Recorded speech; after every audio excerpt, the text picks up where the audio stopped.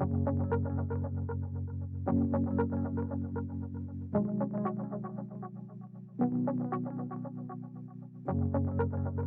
have probably heard the saying, hindsight is 2020.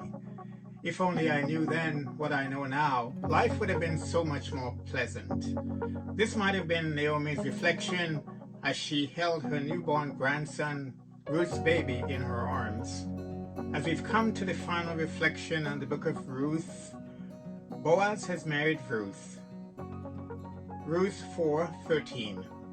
So Boaz took Ruth, and she became his wife. And when he made love to her, the Lord enabled her to conceive, and she gave birth to a son.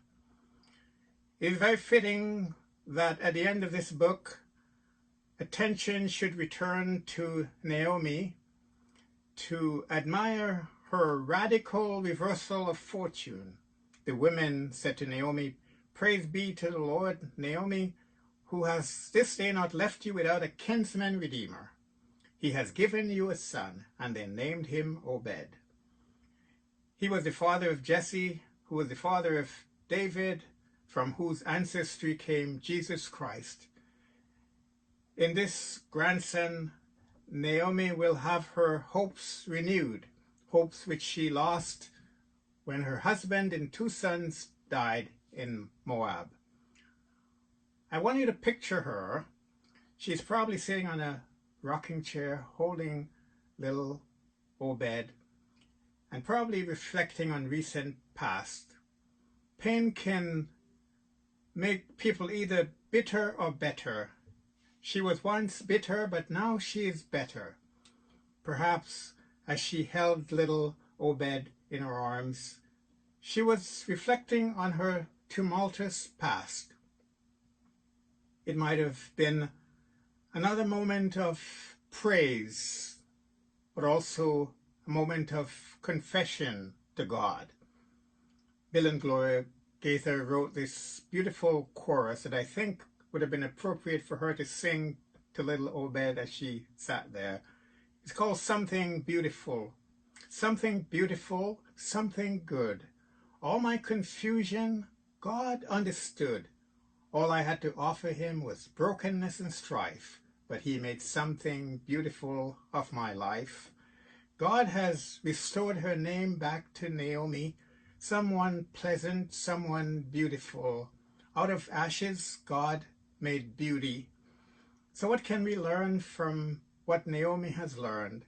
We can learn that God's plan is perfect and filled with love. He is never against us. He's always for us. We can learn that he never stops working on our behalf, even when we cannot see it or feel it. The imagery of Jesus can be seen throughout the entire book of Ruth. He is pictured as Boaz, as the kinsman redeemer. The kinsman redeemer had to be a family member, so Jesus added humanity to his eternal deity so he could be our kinsman and save us. He had to become one of us. God might have sent an angel to save us, but the angel would not have been our kinsman. A great priest or prophet would have been our kinsman, but his own sin would have disqualified him from being our Redeemer. Only Jesus, the eternal God, who added humanity to his deity, could be both the kinsman and the Redeemer for all mankind.